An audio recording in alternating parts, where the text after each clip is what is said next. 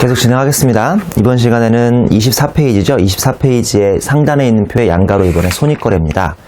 자, 또 이렇게 강의하면 흐름이 끊길 것 같으니까 제가 또 약간 복습시켜드리죠. 우리는 23페이지에서 3.3의 주요 입금과 입금물산의 항목을 배우고 있습니다. 일단 그 전에 뭐 배웠냐면 20페이지의 3.2의 주요 입금 항목이라고 해서 순자산 증가설에 의해서 두 가지 뭐를 빼야죠? 두 가지 뭐 뺍니까? 1번 자본의 납입은 빼요.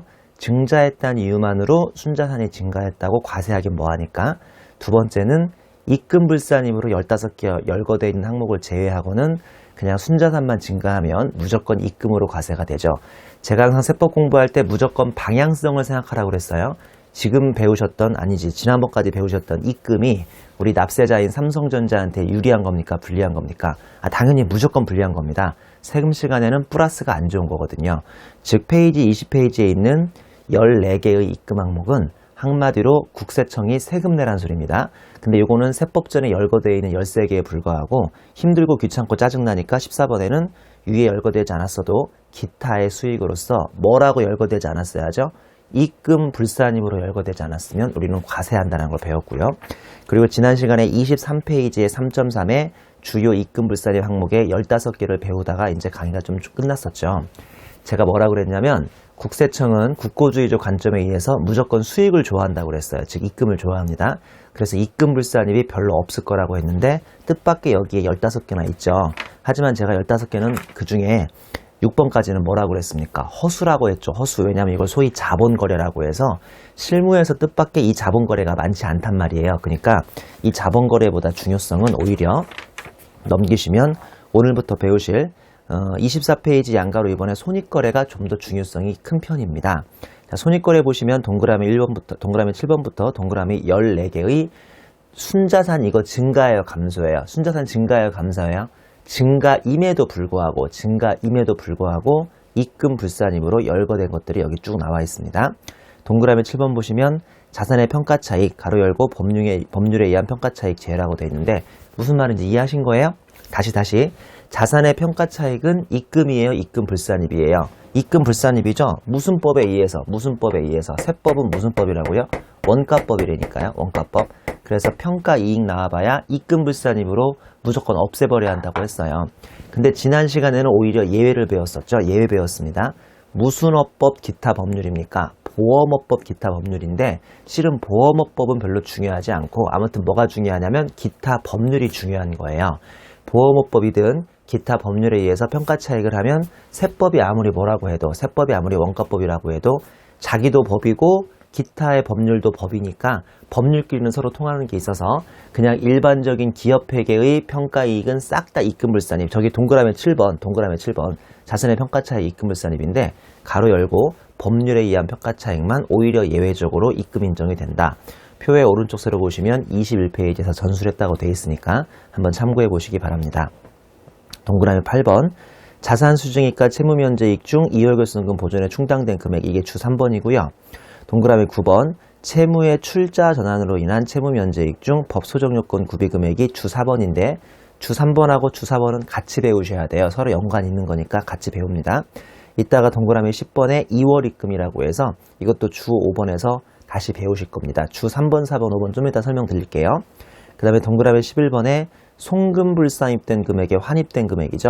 자, 송금 불상입된 금액에 환입된 금액이에요. 이것도 21페이지 전술이라고 되어 있는데 21페이지에서 뭐 배웠어요? 지금 한번 가보실래요? 한번 가보세요. 21페이지에서 뭐 배웠냐면 입금을 배웠는데 그 중에 주 2번 보시면 손금에 산입된 금액 중 환입된 금액이라고 해서 이 표 제가 무지 강조했었죠. 이거 왜 그러세요? 우리 복수 한번 해볼까요? 송금에 환입된 금액 중 송금에 산입된 금액 중 환입된 금액이라고 해서 보시다시피 우리가 왜 안 나오지? 우리 송금에 들어갔던 것 중에서 페이지 21페이지요. 송금에 들어간 것이 나중에 환입되면 그때는 우리가 뭐라고 했냐면 여기 있는 것처럼요. 당초 송금으로 세금을 12억 냈는데 작년에 국세청이 10억만 냈으면 되는데 왜 12억을 냈냐면 2억을 올해 돌려주는 거예요. 그러면 순자산이 증가했잖아요. 근데 그렇다고 무조건 입금인 건 아니고 작년에 송금으로 인정됐던 재산세 같은 것만 입금으로 인정되고요. 작년에 송금 부인됐던 법인세 같은 건 입금불산이 된다고 했어요. 기억나시죠? 자, 오늘은 뭐 배우는 거예요? 여기 배우는 거예요? 여기 배우는 거예요? 여기 배우는 거예요? 즉 법인세 같은 것을 환급받으면 우리는 송금 불산이 된다, 이걸 배우고 있는 겁니다. 이해하셨죠? 자, 다시 페이지로 한번 돌아와 보시죠. 페이지 우리 24페이지인가요? 24페이지 돌아오시면 내용이 있습니다. 자, 우리 주 3번으로 이번에 내려오시죠. 주 3번 보시면 자산 수증이익과 채무 면제이익 중 2월급 순금 보존에 충당된 금액입니다. 자, 이것도 실은요, 우리가 어떻게 배웠냐면, 잘 보세요. 지난번에 배운 거에 대해서 복습도 좀 나와 있습니다. 일단은 우리가 기업회계에서 자산 수증이익 채무 면제이익이 뭔지는 아시죠? 갑자기 대주주가 우리 회사가 망해가고 있다고 토지 100원을 소위 쾌척이라는 표현 많이 쓰죠. 쾌척. 신문이나 뉴스에 많이 나오잖아요. 토지 100을 쾌척하면서 원래 현금이 나가야 하는데 현금 주고 산 게 아니라 이게 주주가 그냥 공짜로 준 거니까 자산 수증이익이 잡힙니다. 그 다음에 채무 면제이익은 뭡니까? 내가 남한테 돈을 갚을 일이 있는 거예요. 나를 채권자라고 해요? 채무자라고 해요? 돈 갚을 일이 있으니까. 나는 채무자인데 내 상황이 워낙 안 좋으니까 채권자가 에이 더럽다 임마, 내가 네 돈은 정말 포기한다, 세상 모든 돈은 포기 안 하는데 네 돈은 들어와서 포기한다. 그러면 나는 그동안 잡혀있던 대별에 잡혀있던 지긋지긋하던 차입금 200을 없애버리고 여기다가 채무면제익 200을 잡습니다. 자, 둘 다 기업회계에서 자산수증이익 채무면제익은 수익이에요, 수익 아니에요? 수익이에요, 수익.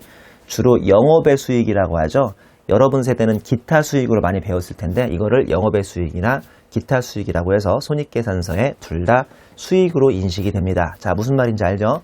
저한테는 지금 이런 거 배우는 거 아니에요. 저한테는 세법 배우는 거예요. 근데 이거를 까먹었을까봐 일부러 한번 설명해 드린 겁니다. 자, 이쪽으로 와보시죠. 법인세법은, 자, 우리 지난 시간에 배웠잖아요. 법인세법에 자산수증이익 채무면제이익은 입금인가요? 입금이 아닌가요? 입금이란 건 지난 시간에 배운 거고 오늘은 특례를 배우는데 그것을 2월 결성금 보존에 충당하면 입금 불산입을 시킵니다. 이 자산수증이익 채무면제이익의 입금과 입금불산이 여기까지는 되게 쉬워요. 자, 다시 한번 기업회계의 자산수증이익 채무면제이익이 났습니다. 수익입니까? 수익 아닙니까? 보다시피 수익이죠.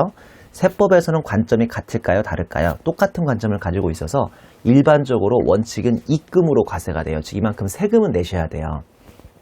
우리 강의에서 법인세를 몇 프로 가정했죠? 20% 가정했죠? 즉 100원에 대한 20%인 약 20원 세금 내셔야 하고요.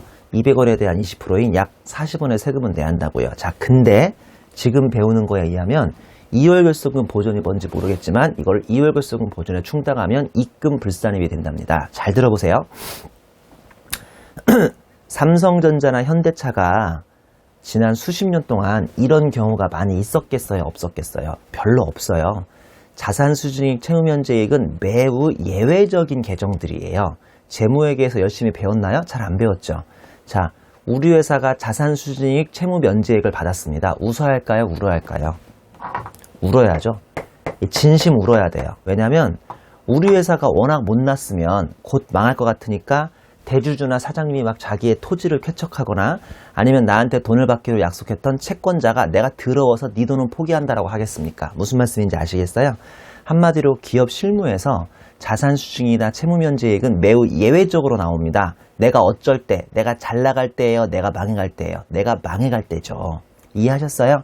그러니까 한마디로 우리 회사가 오죽 못나고 지금 망해가고 있으면 상대방이 나한테 토지 같은 걸 공짜로 주거나 네 돈은 안 받겠다라고 해서 차입금을 포기하겠어요. 이해하시죠?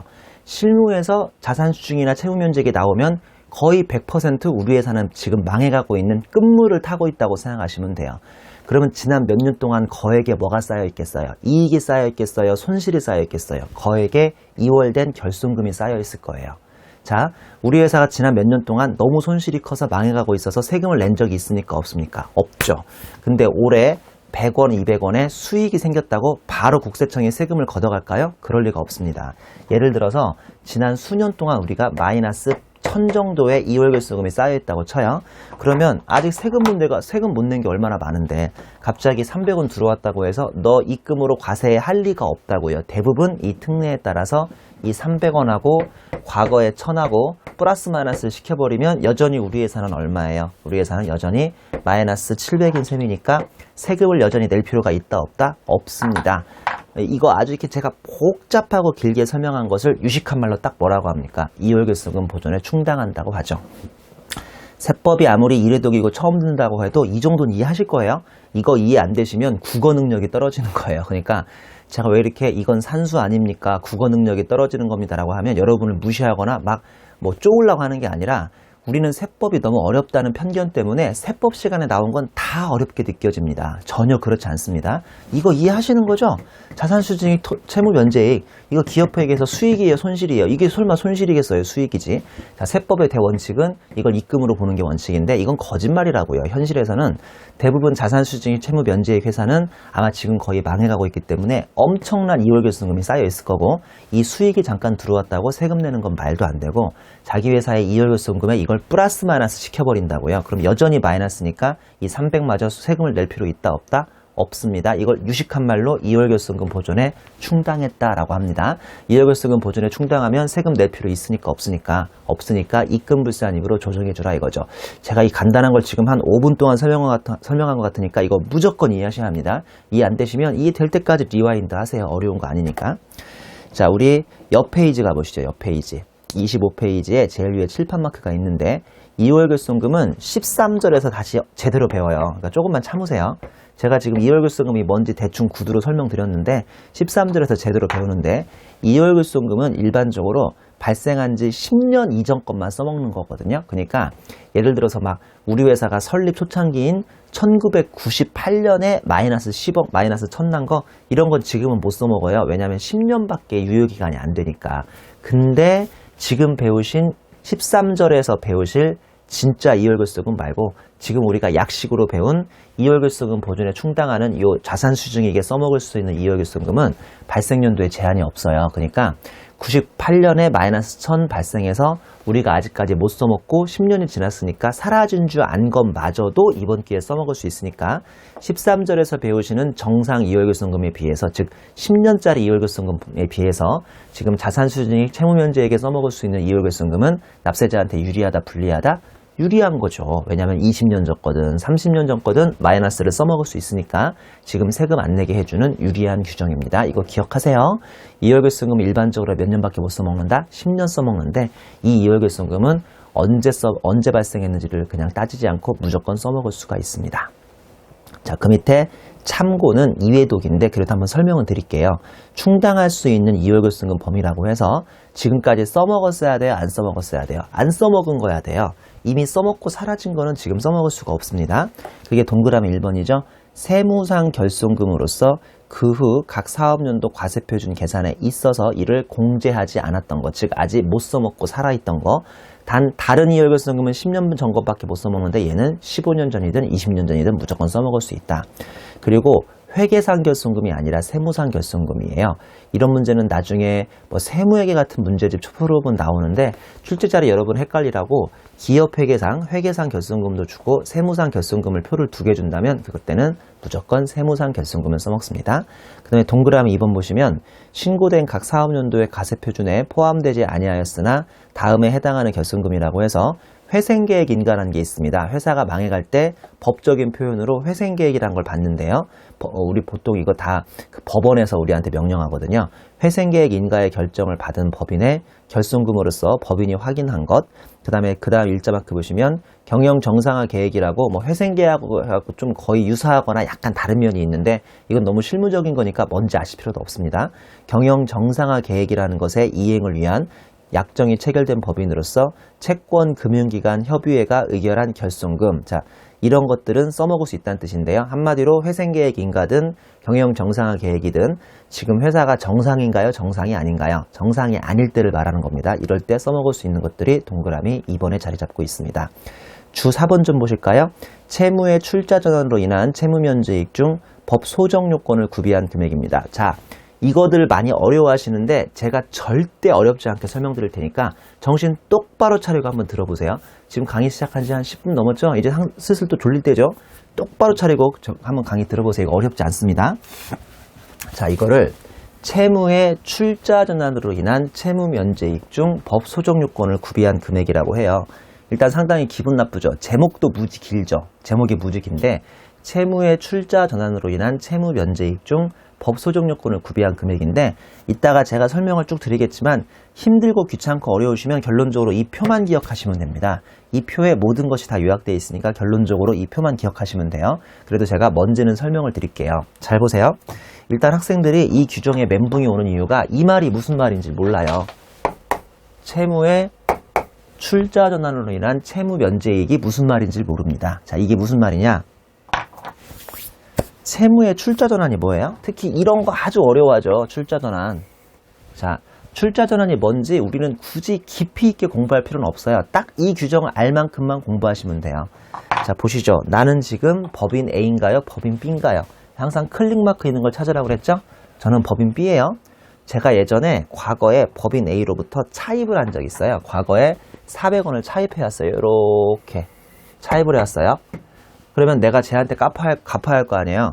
나를 뭐라고 부르냐면 채무자라고 부릅니다. 그리고 저 A를 채권자라고 부릅니다. 난 옛날에 세법이 어렵다고 생각해서 채무자, 채권자도 헷갈렸다? 그러니까 나 같은 바보 되지 마세요. 이 인간적으로 채권자, 채무자는 알잖아요. 그러니까 돈 갚아야 할 빚쟁이 나를 채무자라고 하고 돈 받아갈 수 있는 사람을 채권자라고 합니다. 우리는 인생 살면서 이왕이면 채권자 역할로 살아가는 게 좋은 거예요. 채무자 역할보다는 채권자 역할로 살아가시기 바랍니다. 내가 얘한테 뭐를 갚으면 돼요? 현금을 400원 갚으면 되잖아요. 근데 갚을 수 있어요? 없어요? 없어요. 나는 망해가고 있거든요. 말씀드린 것처럼 이렇게 채무 면제이익이나 자산 수중이익은 정상적인 회사는 잘 안 나오고 상황이 안 좋은 회사만 이런 게 나옵니다. 자, 내가 쟤한테 돈을 갚아야 돼요. 법인 A가 나한테 갚아라. 나는 못 갚는다. 날 죽이려면 죽여라. 막 버티는 거예요. 이런 걸 뭐라고 하냐? BJR 정신이라고 하죠. BJR 정신. BJR 정신이 뭔지 아시죠? 배째라 정신의 약자입니다. 나도 공부할 때 아니 어떻게 사람한테 돈을 빌렸으면 돈을 갚아야지 돈을 안 갚을 수가 있습니까? 라고 그랬는데 무슨 말씀? 우리 학생들은 되게 순진합니다. 실제로 실무에서는 별의별 다양한 경우의 수가 있고요. 사회생활 하다 보면 별의별 놈의 자식들이 다 있어요. 여러분 실제로 그렇지 않아요? 경영대에서 팀플 같은 거 하면요. 고작 몇 명 안 되는 4명, 5명이 한 조를 구성해가지고 팀플 발표해야 하잖아요. 그 4명, 5명 안에 줘도 별의별 놈이 다 있죠. 그쵸? 그렇지 않아요? 어떤 놈 뭐 연락도 안 되는 놈, 어떤 놈 뺀질거리는 놈, 어떤 놈 맨날 약속 듣는 놈, 별의별 놈이 다 있는데 여러분 나중에 사회생활 해보세요. 진짜 별의별 이상한 변태 같은 놈들이 다 있습니다. 진짜 별의별 놈들이 다 있는데 자, 이 BJR 정신이란 건 뭐냐? 우리야 항상 학생들은 즉 일반 개인들은 슈퍼에서 뭘 사거나 문방구에서 펜을 살 때 외상으로 삽니까? 현금 박치기 합니까? 당연히 현금을 내야 물건을 주잖아요. 근데 실무에서 법인과 법인끼리의 거래, 즉 장사하시는 분들끼리의 거래는 현금 결제가 일반적인가요? 외상이 일반적인가요? 거의 90% 이상이 외상 거래라고 생각하시면 돼요. 내가 외상으로 물건을 사왔는데 돈이 없는 거예요. 그럼 못 갚는 거지 뭐. 못 갚는다는데 설마 나 죽일 거야 걔가?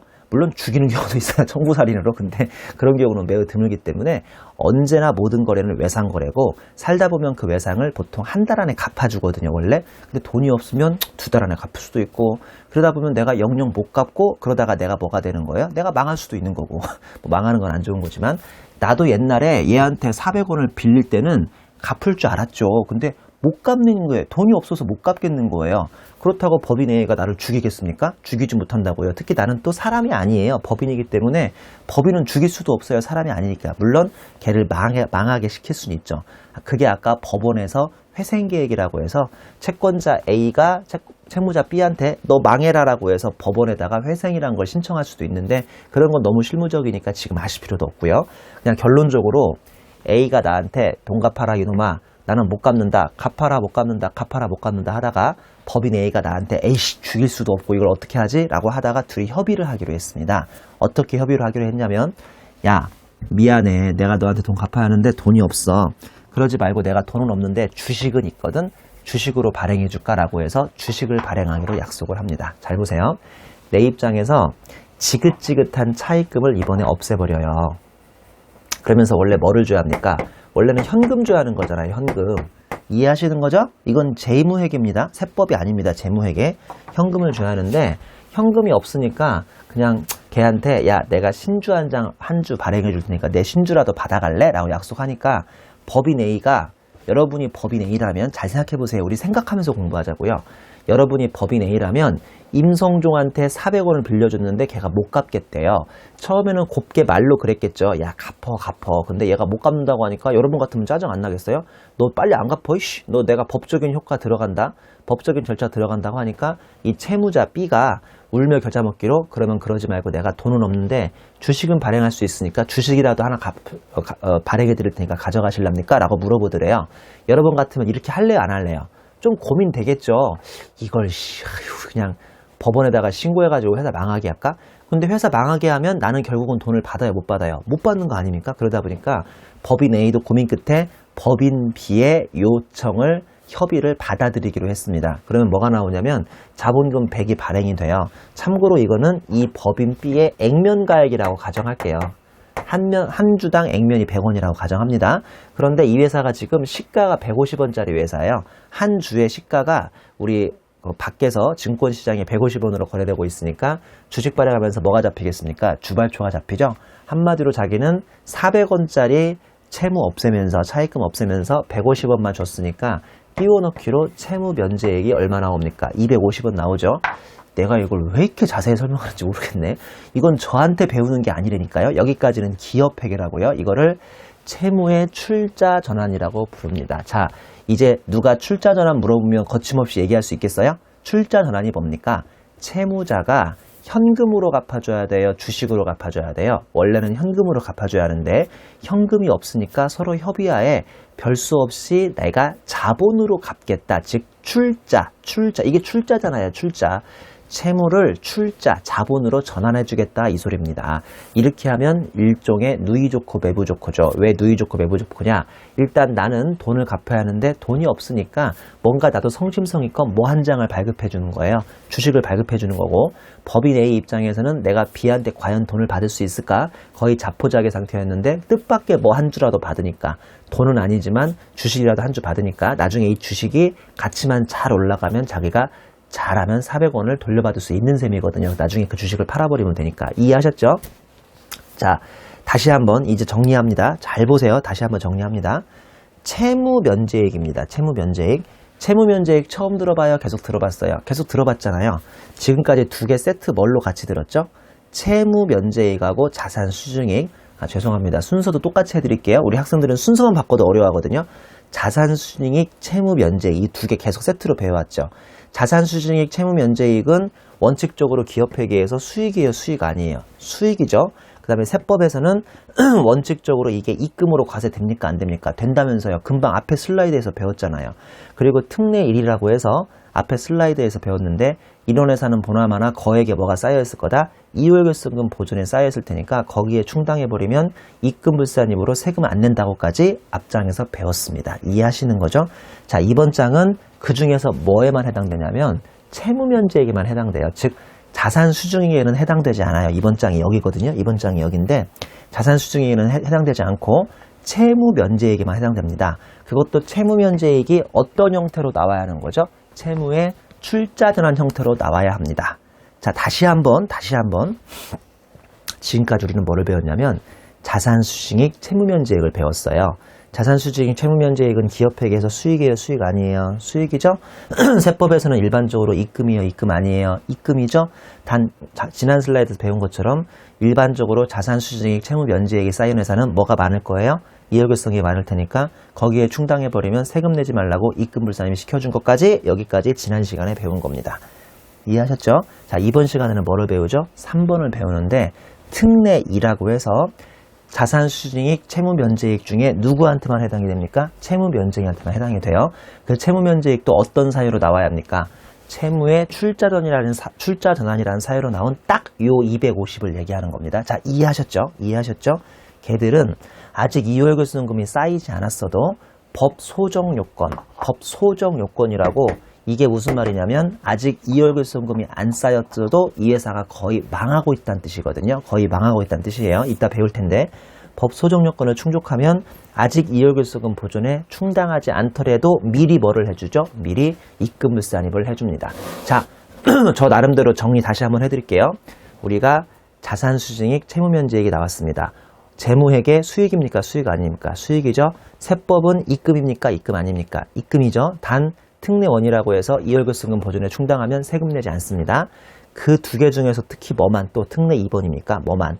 채무면제액만 특례 2번이에요. 채무면제액 중에 무슨 채무면제액이죠? 채무의 출자 전환으로 인한 채무면제액입니다. 특례 2는 뭐냐면 좀 이따 읽어드릴 법 소정요건이라는 걸 만족한다는 뜻은 회사가 거의 망했다는 뜻입니다. 이런 경우는 여기처럼 이월결손금이 있어도 없어도 아직 없어도 무조건 먼저 입금불산임을 시켜주니까 이게 조금 더 납세자한테 유리한 규정이 되는 거죠. 자, 볼게요. 25페이지에 가운데 있는 참고 보세요. 법 소정요건이라는 게 뭐냐면 이 회사가 지금 망해가고 있다는 뜻이거든요. 동그라미 1번 채무를 출자 전환하는 내용이 포함된 자 키워드입니다. 회생계획인가 아직 망한 건 아닌데 거의 망해가고 있다는 뜻입니다. 동그라미 2번 채무를 출자 전환하는 내용이 포함된 경영정상화 계획 이 키워드입니다. 이행을 약정을 위한 약정을 체결한 부실징후 기업. 동그라미 3번 채권 보유 금융회사 등과 채무를 출전을 한다는 내용이 포함된 역시나 경영정상화 계획. 자, 이 세 가지 키워드가 바로 망해가고 있다는 뜻입니다. 자, 이 세 가지 키워드는 수업 목적으로 많이 물어보지 않으니까 그냥 법 소정 요건이라는 게 있나 보다 정도만 기억하시면 크게 이 세 가지를 깐깐히 물어보진 않습니다. 자, 우리 마지막으로 특례 1과 특례 2의 소득처분 비교라고 해서 참고를 보겠습니다. 특례 1, 즉 내가 이 100원 채무면제액이나 자산 수증이익이 100원이 나왔는데 특례 1 어디에 충당해버리면 이월결손금의 보전에 충당해버리면 입금불산입을 시킵니다. 보다시피 입금불산입의 소득처분은 뭐라고 돼 있어요? 마이너스 유보의 기타예요. 저랑 약속했죠? 차감조정은 소득처분이 몇 개밖에 없어요? 2개밖에 없습니다. 그게 뭐냐면 마이너스 유보 아니면 기타입니다. 자, 마이너스 유보와 기타의 차이점 제가 뭐라고 그랬어요? 마이너스 유보는 나중에 반드시 뭐가 있어야 합니까? 거꾸로 플러스 유보가 있어야죠. 즉 지금 입금불산입으로 세금 안 낸 걸 나중에 언젠가 뱉어내는 것을 마이너스 유보라고 하고요. 그게 아니라 입금불산입 100에 기타를 해버리면 지금 세금 안 내고 나중에 뱉어낼 일이 있다 없다? 영영 없는 겁니다. 이거 잘 기억하셔야 돼요. 특례 1은 보시다시피 특례 1은 입금 100에 기타입니다. 기타. 입금 100에 기타라고요. 기타. 왜 기타인 줄 알겠어요? 내가 어디에 충당해버렸으니까 이월결손금 보존에 충당해버렸으니까 다시는 세금 낼 필요가 없어요. 즉 뱉어낼 필요가 없이 기타입니다만 지금 배웠던 특례 2 특례 2는 이월결손금 보존에 충당을 이미 한 거예요? 안 한 거예요? 아직 안 했는데 회사가 뭐가 쌓여 있는 거죠? 회사가 아까 경영정상화 계획 등 소위 법 소정 요건이 지금 있는 거죠. 그런 경우는 일단 미리 입부를 시켜주는데 이때 소득처분 잘 보세요. 소득처분은 기타인가요? 마이너스 유보인가요? 마이너스 유보죠. 왜 그렇죠? 지금 이월결손금이 보전에 충당했으니까 안 했으니까 안 했으니까 임시로 마이너스 유보로 입금으로 세금을 내지 말고 실제로 향후에 내년 이후에 이월결손금 보전에 충당을 한다면 지금 한 거에 대해서 일단 반대 조정으로 없애고 제대로 FM대로 이월결손금 보존에 충당했으니까 얘처럼 뭘로 끝내버리면 되죠? 기타로 끝내버리면 됩니다. 자, 다시 한번 마지막으로 한 번만 더 설명합니다. 다시 한번. 자산수증액 채무면제익 기업회계 수익이에요? 수익 아니에요? 수익이죠? 세법에서 원칙은 입금이에요? 입금 아니에요? 입금이죠. 단 특례원이라고 해서 이 회사가 거액에 뭐가 쌓여있으면 이월결손금에 쌓여있으면 거기다 충당시켜버리면 돼요. 그러면 세금 안 냅니다. 나중에 언젠가 뱉어낼 일이 있다 없다? 없으니까 기타예요. 자, 특례2는 뭐냐면 자산수증액 채무면제액 중에 누구하고만 해당이 되죠? 채무면제액하고만 해당이 되고요. 그 채무면제액도 어떤 사유에 의해서 나왔어야 합니까? 이월결손금 보전의 충당이 아니라 채무의 출자전환이라는 사유로 나왔어야 돼요. 자, 그러면 이 회사가 지금 이월결손금이 있어요? 없어요? 없더라도 무슨 요건을 만족한다면 법 소정 요건이라고 3개 중에 하나 곧 망해가고 있는 회사라면 이월결손금이 없어도 입부를 미리 시켜줍니다. 하지만 나중에 언젠가 이월결손금이 나오면 다시 정상으로 해줘야 하니까 지금은 마이너스부라고 해서 임시로 해주는 거고요. 차기 이후에 진짜 이월결손금 보전에 충당한다면 임시로 했던 입금불산입을 입금산입 유보로 일단 없애요. 이렇게 양년도 효과를 없애버리고 다시 특례 1처럼 FM대로 이월결손금 보전에 충당한 입금불산입하고 이번에는 뭐를 해줘야겠어요? 나중에 뱉어낼 필요가 없으니까 기타를 해줘야 합니다. 이해하셨어요? 이해 안 되세요? 머리를 자학하지 마세요. 여러분 이거 이해 안 되면 머리를 자학하지 마시고 이게 이래독들은 조금 이해가 힘듭니다. 제가 그래서 참고에다가 막 이해독 그 다음에 이해독 붙여놨으니까 너무 걱정하지 마세요. 아셨죠? 이거 이해 안 돼도 괜찮아요. 이래도 좀 어려워요, 이게. 여러분 이해했을 거라고 믿지만. 자, 근데 여러분 다시 앞에 슬라이드를 보겠습니다. 이거 새빨간 거짓말인 거 아세요? 모르겠어요, 새빨간 거짓말인 거? 자, 이 회사는 제가 지금 잘 나간다고 했습니까? 못 나간다고 했습니까? 매우 못 나간다고 했죠? 그러면 못 나가는 회사 지금 돈도 못 갚아가지고 차입금 없애고 주식 한 주 발급해줬는데 이 주식에 제가 시가가 얼마라고 했죠? 시가가 150원이라고 했죠. 이거 자체가 거짓말인 거 모르겠어요? 이거 거짓말이에요. 실무에서는 말도 안 되는데 책에서만 이렇게 나와요. 이 회사는 지금 거의 망하기 일보 직전입니다. 그렇기 때문에 주식의 시가가 액면가액보다 높을 리가 있다 없다? 절대 없죠. 절대 없어요. 이 회사는 아마 주식 시가가 한 10원밖에 안 될걸? 무슨 말씀인지 알죠? 근데 대부분의 모든 우리 교재에서는 안타깝지만 이렇게 자기 액면보다 시가가 더 높다고 거짓말을 배우죠. 자, 그게 어딨냐면 제일 밑에 참고에 있어요. 제일 밑에 참고 보시면 이건 거짓말이라 이거예요. 제일 밑에 참고 보시면 주식의 시가가 액면가액에 미달해버립니다. 이게 좀 더 현실성이 있죠. 잘 보실래요? 이게 좀 더 현실성이 있는데 이거는 이해독 타픽이에요. 이해독 타픽은 아니에요. 이 회사 액면가가 100인데 비해서 주식의 시가가 70밖에 안 됩니다. 이런 게 현실성이 있죠. 즉 회사가 망해가고 있기 때문에 시가가 지금 채 액면을 못 따라가고 있는 거예요. 그러면 차변에 차입금 400원 없애면서 대변에 자본금 100 잡고 원래 이게 뭐가 나와야 하냐면 주식 할인 발행 차금이 나와야 돼요. 이런 얘기 들어봤죠? 차변에 차입금 400 없애고 대변에 자본금 100 잡았는데 이 회사가 지금 시가가 70밖에 안 되니까 오히려 여기에 주식 할인 발행 차금이라고 해서 주식 발행 초과금의 반대말 아시죠? 회계원리에서 배웠죠? 그래서 주식 할인 발행 차금이 나와야 하고 여기에 그러면 채무 면제이익이 얼마가 나와야 합니까? 채무 면제이익이 430인가요? 330인가요? 330이 나와야 돼요.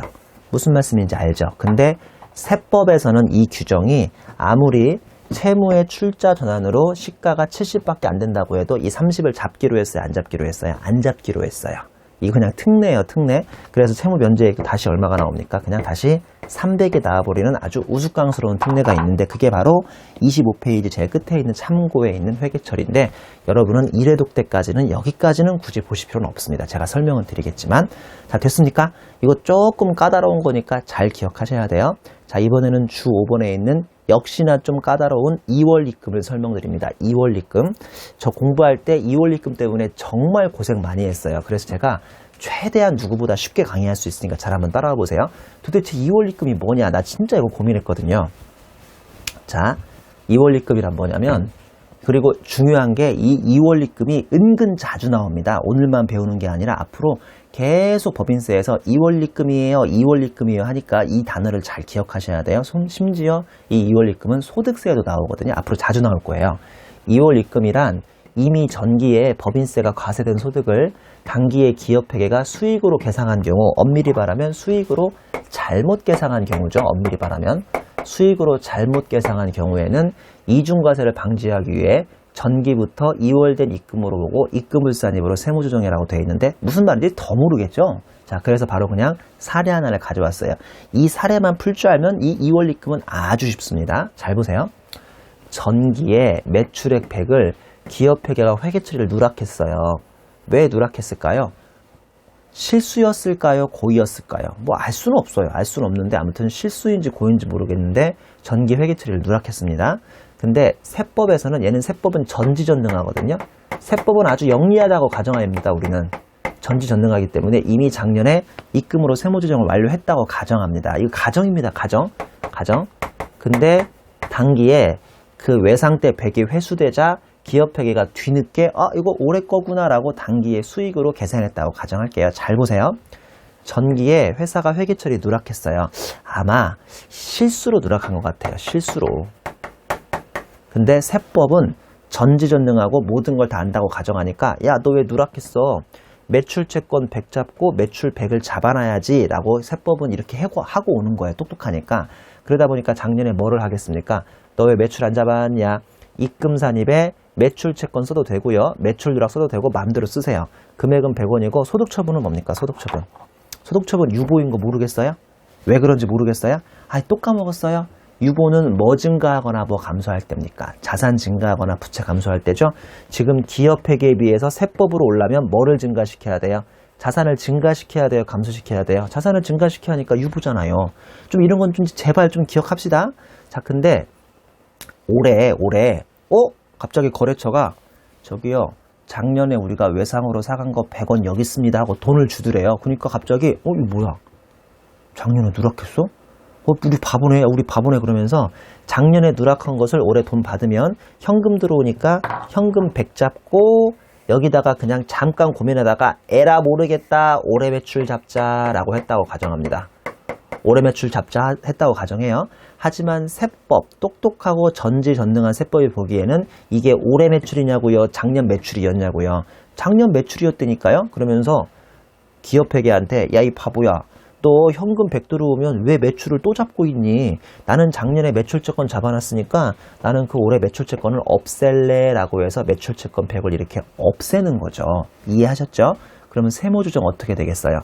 너 왜 이제야 매출 잡고 있니? 우리는 매출이 아니야. 매출 채권의 회수야 라고 하면서 이 수익을 부인해야 하니까 입금 불산입을 해버리면 되죠. 아니면 더 쉽게 얘기하자면 작년에 했던 입금 산입에 대한 반대 조정, 작년에 매출 누락 그대로 써주시고 작년에 100 그대로 써주시고 작년에 유보에 대해서 마이너스 유보로 없애주시면 되고 이렇게 반대 조정이라고 이해해도 됩니다. 자, 이해하셨죠? 이해되세요? 제가 공부할 때 이걸 이해 못한 이유가 있습니다. 첫 번째, 뭘 이해 못했냐? 내가 작년에 기업회계는 매출 누락을 했는데 세법은 이미 입금으로 잡고 세무조정했다고 가정하라고 그랬잖아요. 이걸 제가 이해를 못했어요. 다시. 기업회계하고 세법은 이렇게 따로 놀 수 있어요. 충분히. 우리 세법 시간에는 일반적으로 이렇게 가정하면 돼요. 기업회계는 조금 멍청하고 잘못해도 세법은 똑똑하게 잘한다고 가정하시면 돼요. 기업회계가 회계 처리를 누락했는데 세법은 똑똑하니까 이미 매출채권 잡고 매출 잡고 입금산입 100에 유보를 했다고 가정해야 하는데 이걸 이해 못했던 것 같아요. 공부할 때. 이거 충분히 가능합니다. 그러니까 기업회계는 누락했는데 세법은 했다고 가정하는 거예요. 이 문제에 그렇게 가정이라고 돼 있잖아요. 그리고 뭐를 또 이해 못했냐? 내가 전기에 살고 있는지 단기에 살고 있는지를 이해 못한 것 같아요. 자, 지금 이 시점은 전기입니까? 단기입니까? 단기잖아요. 올해 보기에 기업회계가 이제라도 누락된 현금 100을 잡고 이제 현금 100을 잡고 있지만 세법은 이 매출을 올해 잡아야 하니까 작년에 잡았으니까 올해 관점에서는 매출 채권의 회수로 봐야 할 거 아닙니까? 그래서 이거를 너 왜 입금 잡고 있냐? 입금 불산입이지. 그리고 내 관점에서는 세법 내 관점에서는 이 입금이 올해 입금이다. 작년에서 2월 된 입금이다. 작년에서 2월 된 입금이다라고 해서 이 규정을 2월 입금이라고 우리가 일반적으로 세법 용어로 얘기합니다. 이해하셨어요? 나는 그래도 이해 안 되더라. 그래서 책을 만들 때 아예 가운데에 무슨 자를 집어넣습니까? 된 자를 집어넣은 거예요. 된 자를. 그러면 2월 된 입금하면 조금 쉽거든요. 2월 된 입금이라고 딱 하면 이 된 자가 붙어버리니까 나는 2015년에 살고 있는데 2014년에서 뭔가 입금이 2월 됐다는 소리구나 라고 이해하시면 되는 거예요. 제가 아무튼 최대한 쉽게 설명드렸으니까 이해 안 되시면 역시나 또 리와인드에서 끝까지 공부하셔야 합니다. 이 2월 입금은 우리 일반적으로 세법 전반에 걸쳐서 많이 등장합니다. 자, 어디선가 2월 입금을 딱 들었다. 뭐라고 생각하시면 돼요? 나는 2015년 살고 있는데 2014년이나 2013년이나 2012년에 뭐 하나를 누락했나 보구나. 누가요? 기업회계가요? 세법이요? 기업회계가. 근데 세법은 똑똑하니까 이미 뭐를 다 잡고 왔나 보다? 입금을 잡고 왔나 보다. 그걸 기업회계가 이제 와서 수익 잡고 앉아있구나. 이걸 세법은 2월 된 입금이라고 해서 너 왜 올해 수익이냐 임마. 작년 이전의 수익이지라고 해서 뭘로 부인한다? 입금 불산입으로 부인한다. 이걸 그냥 깔끔히 우리는 2월 입금이라고 부릅니다. 좀 이해가 되셨으면 좋겠는데.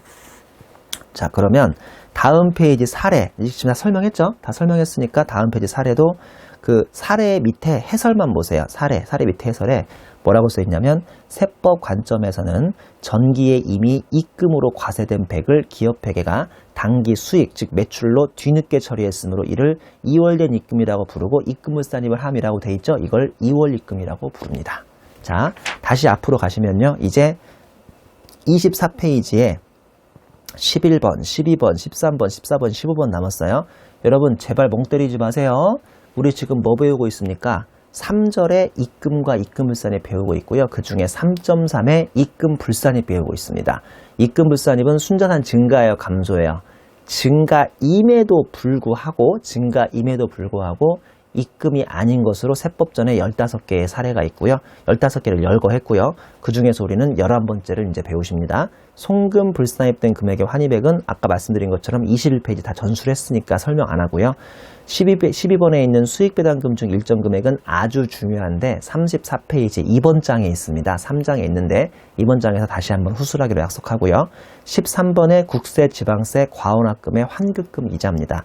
내용을 보시면 환급금에 대한 이자를 국가가 다시 과세하면 보상 효과가 감소하기 때문이다라고 되어 있는데 다시 한번 13번에 국세, 지방세, 과원합금, 환급금, 이자에다가 동그라미 치시면 되겠어요.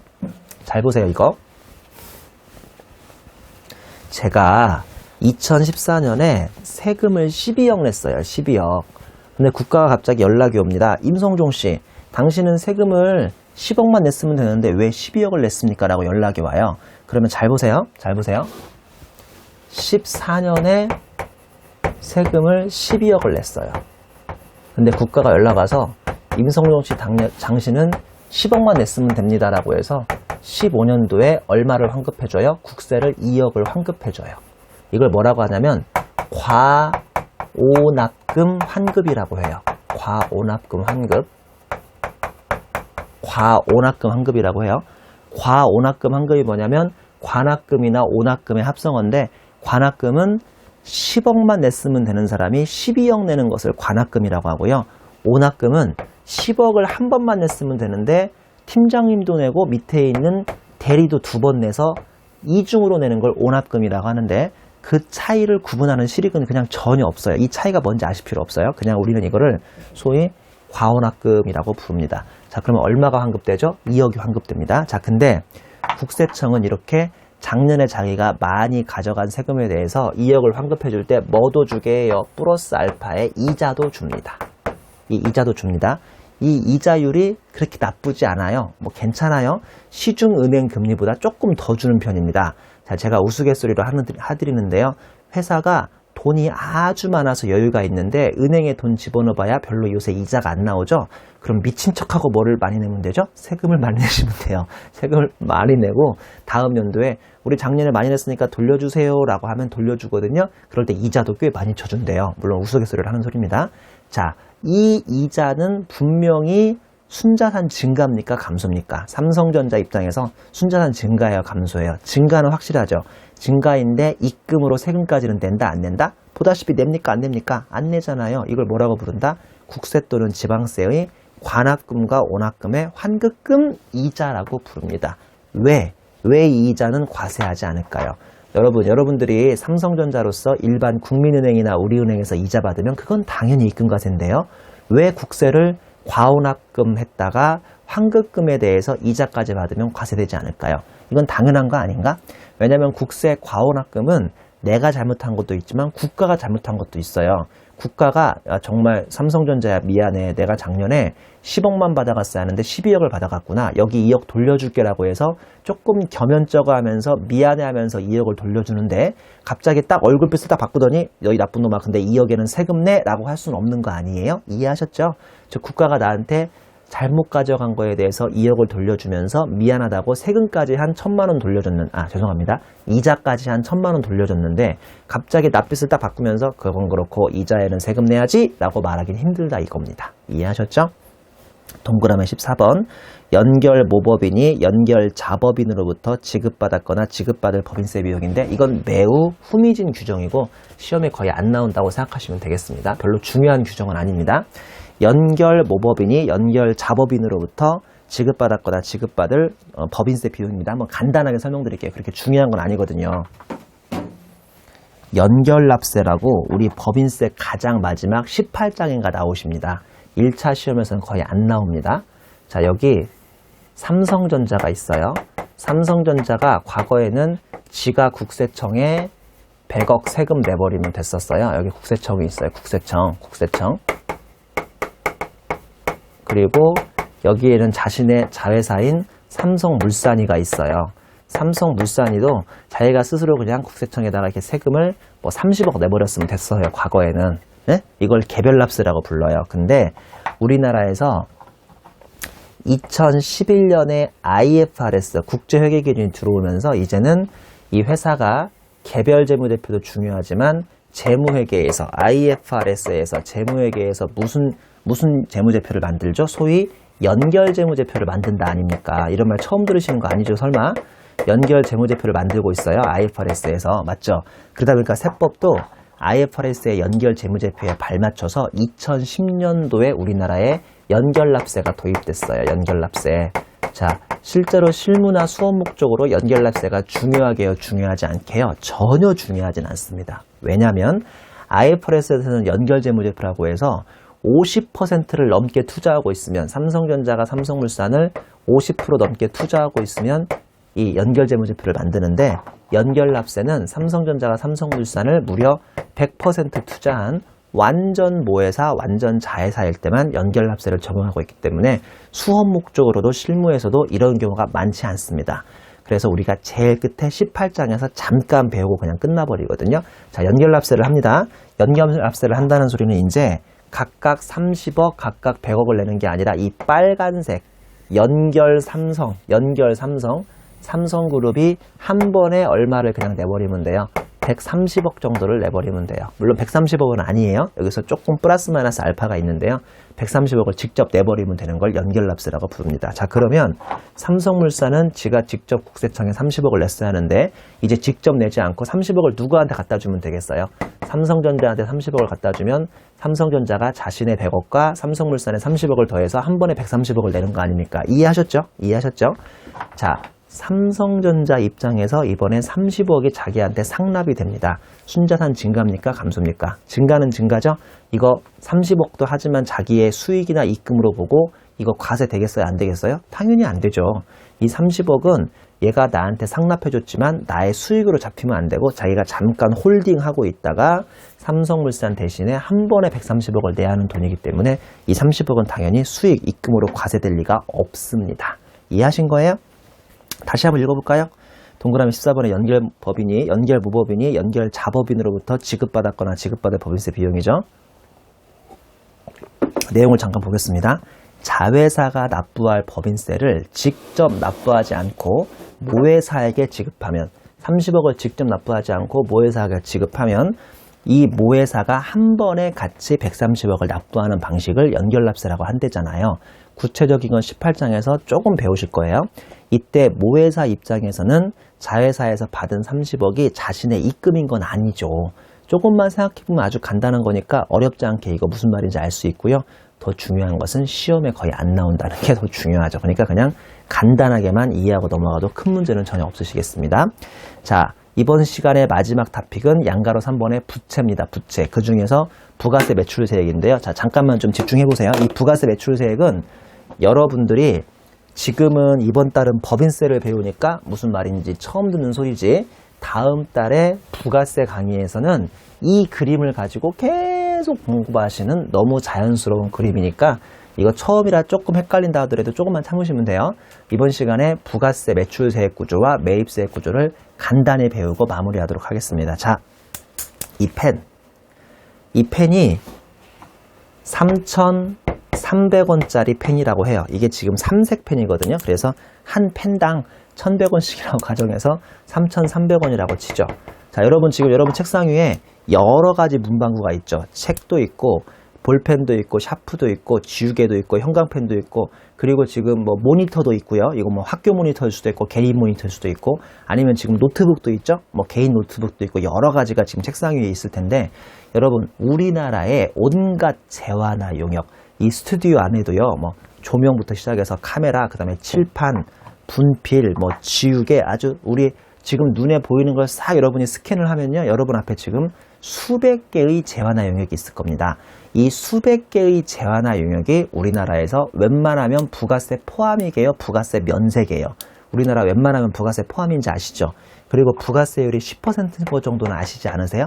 어차피 다음 달에 본격적으로 배우겠지만, 자, 결론적으로 우리나라에서는 웬만하면 부가세 포함이란 소리인데요.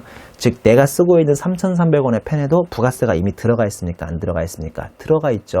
얼마 들어가 있겠어요? 10% 들어가 있으니까 진정한 펜값은 3,000원이고 거기에 VAT라고 해서 아마 300원 10%가 더 들어가 있을 겁니다. 자, 부가세 포함된 가격으로 알고 있으면 얼마로 나눠버리면 되죠? 1.1로 나눠버리면 되죠? 1.1로 나눠버리면 진정한 물건값 3,000원 나오고요. 부가세 300원을 별도로 구할 수 있으실 겁니다. 이게 무슨 말씀인지 알죠? 조금만 생각해보세요. 저는 어려운 거 아니니까. 자, 우리 가운데 낀 이마트 입장에서요. 이마트 입장에서 오리온에서 초코파이를 사와요. 초코파이는 오리온이 최고예요? 얼마에 사오냐? 물건값만은 2,000원에 사옵니다만 현금 결제는 부가세 포함해서 얼마를 주게요? 2,200원을 현금 결제합니다. 현금 결제는 부가세 포함해서 2,200원을 합니다. 물건값 2,000원에 부가세 포함해서 2,200원을 결제해 준다고요. 자, 확실한 것은 자기가 현금은 얼마 결제합니까? 2,200원 결제해 주죠. 하지만 사왔던 상품이나 재고 매입은 얼마만 잡아야 돼요? 2,000원만 잡아야 돼요. 상품은. 나머지 200원은 뭐를 먼저 떼인 거에 불과하니까 VAT 매입세액을 먼저 떼인 거에 불과해요. 잘 보세요. 자, 그리고 이거를 우리 같은 최종 소비자들이 이마트에 가서 역시 초코파이는 오리온이 최고야 라고 해서 한 상자를 딱 집어와요. 이마트는 이거를 물건값은 얼마에 팔게요? 물건값만은 3,000원에 팔아요. 즉 물건값만 놓고 보면 2,000원에 사와가지고 3,000원에 자신의 이윤을 얼마 남기는 거예요? 자신의 이윤을 1,000원 남기고 파는 거예요. 물건값만은 3,000원이지만 물건값 3,000원에 우리가 최종 소비자가 이마트에 카드 결제하거나 현금 결제할 때는 뭐까지 포함해서 줍니까? 부가세까지 포함해서 300원을 줍니다. 그래서 초코파이 한 상자가 3,300원인 거예요. 이 펜이 그래서 3,300원인 것처럼 진짜 물건값은 얼마죠? 3,000원입니다. 초코파이 한 상자의 진짜 물건값은 얼마죠? 3,000원입니다. 하지만 현금 결제는 얼마 하게 돼 있어요? 부가세 포함해서 3,300원 하게 돼 있어요. 일반 국민들은 이런 거 알까요? 모를까요? 잘 몰라요. 일반 국민들은 세금에 무지하니까 야, 그거 아이스크림 얼마 내고 샀냐? 나 2,200원 내고 샀는데? 그러면 그냥 아이스크림 값이 2,200원인지 알고 있지. 실제 그렇지 않고 그 아이스크림은 2,000원이고요. 거기에 부가세가 200원이 포함되어 있습니다.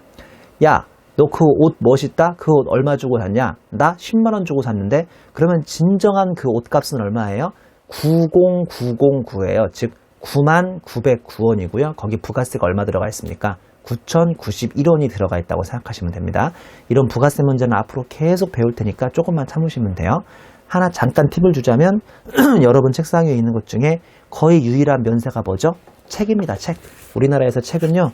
도서 출판 문화를 보급하기 위해서 면세거든요. 이 책이 얼마짜리지? 이 책이 얼마인지도 모르겠네. 16,000원짜리네요. 이 책이 부가세 면세입니다. 책이 부가세 과세였으면 여러분이 이 책을 얼마 주고 살 뻔한 거죠? 17,600원 주고 살 뻔했습니다. 왜 우리나라에서 책이 면세인지 알겠죠? 학생들의 향학열과 고시 패스와 그리고 도서 문화 이런 거에 보급을 위해서 일부러 책도 면세해주고 있고요.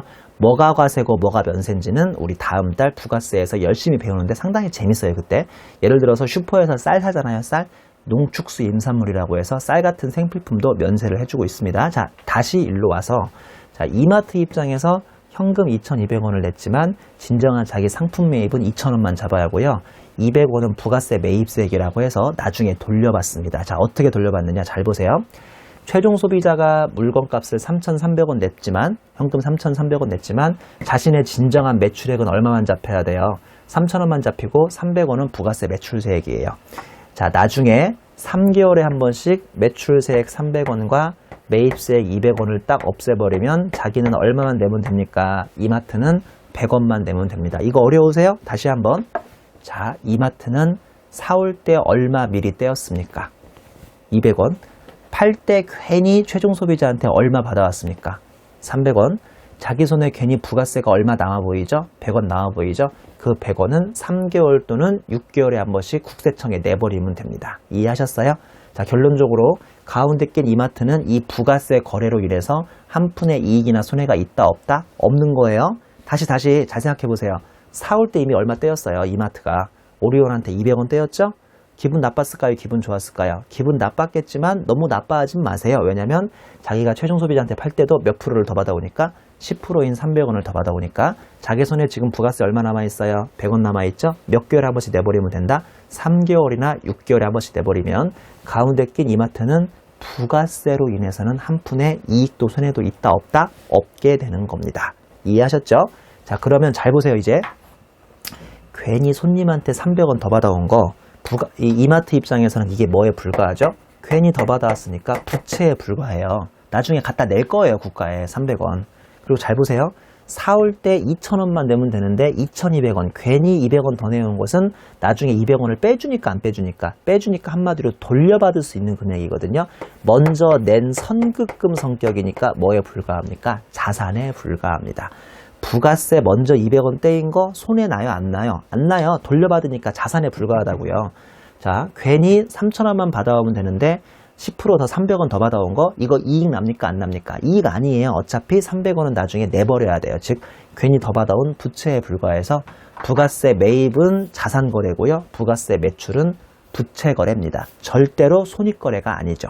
이해하셨죠? 자, 다시 우리 책으로 돌아가면 부가세 매출세액, 즉 200원입니까? 300원입니까? 300원이죠?